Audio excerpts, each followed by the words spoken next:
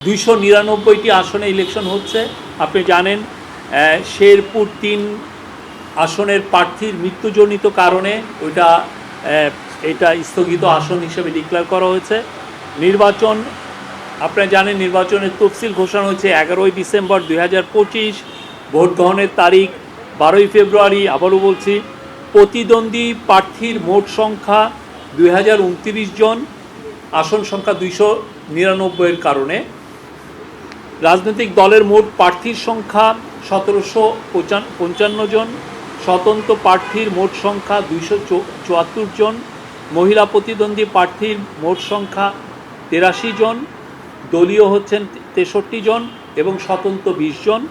পুরুষ প্রতিদ্বন্দ্বী প্রার্থীর সংখ্যা 1946 জন, দলীয় 1692 এবং স্বতন্ত্র 254 জন। আবার ভোটারের সংখ্যা যেহেতু 299টি, ভোটারের সংখ্যা একটু একটি আসনের ভোটার এখানে ক্যালকুলেট হয়নি। তো পুরুষ ভোটারের সংখ্যা হচ্ছে 12,77,11,793 জন।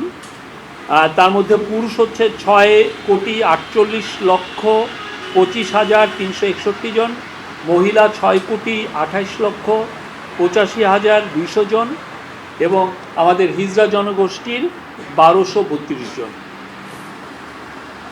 মোট ভোট কেন্দ্র 42,779।